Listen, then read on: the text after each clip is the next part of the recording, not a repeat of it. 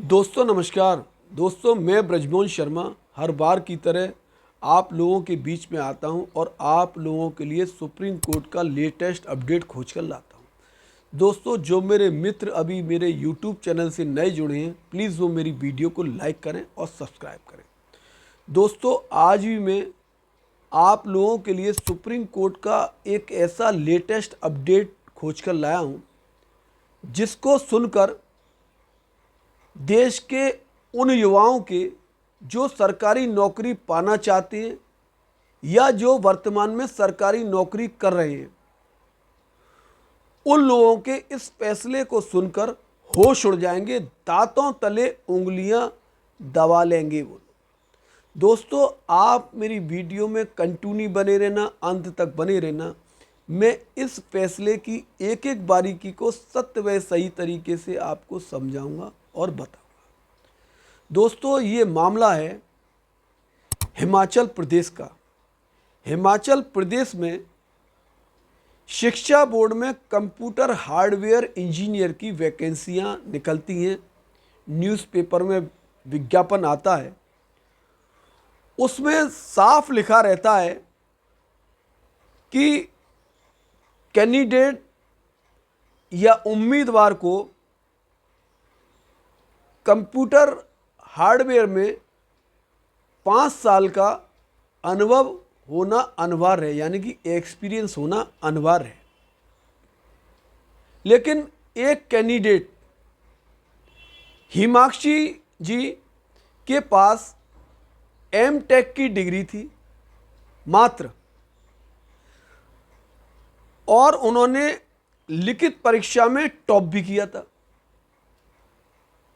लेकिन अनुभव उनके पास सिर्फ 1 वर्ष का था। इसी मामले में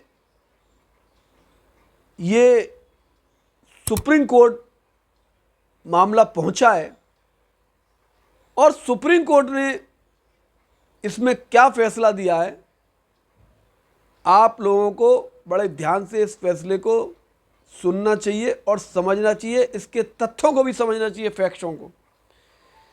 हिमाक्षी जी की दलील थी सुप्रीम कोर्ट के अंदर, जो आर्गुमेंट था कि एमटेक एक बहुत बड़ी डिग्री होती है, इसलिए उन्हें प्राथमिकता दिया, यानी कि प्रीफरेंस दिया जाए सर्विस में।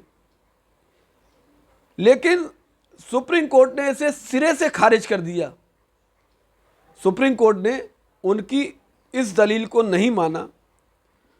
उन्होंने कहा कि हायर एजुकेशनल क्वालिफिकेशन, ध्यान से सुनना, can not substitute mandatory experience, यानी अगर भर्ती के नियमों में 5 साल का अनुभव लिखा है तो वह अनुभव अनिवार्य है।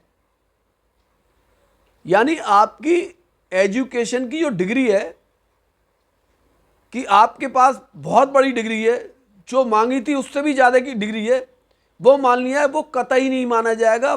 यानी विज्ञापन में जो एक एक बात लिख रही है वही मानी जाएगी। अगर उससे इधर उधर भी होगा एक भी पॉइंट, तो वह कतई नहीं माना जाएगा। यानी विज्ञापन को ही प्राथमिकता सुप्रीम कोर्ट ने दी है। और इस मामले की जो सुनवाई कर रहे थे हमारे दोनों न्यायमूर्ति, जस्टिस महेश्वरी जी और जस्टिस अतुल सब्रवाल जी थे, दोनों ने इस मामले की सुनवाई की।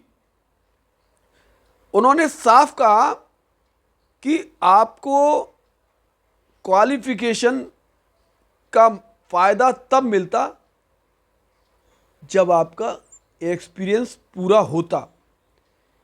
आपने दहलीज को पार किया नहीं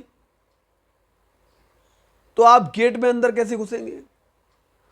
उन्होंने बड़े सही तरीके से नज़ीर देकर समझाया कि आप एक्सपीरियंस तो हो आपके पास पूरा, तभी तो आपको ये मिलेगा, लेकिन आपके पास है ही नहीं है। तो मिलेगा कैसे?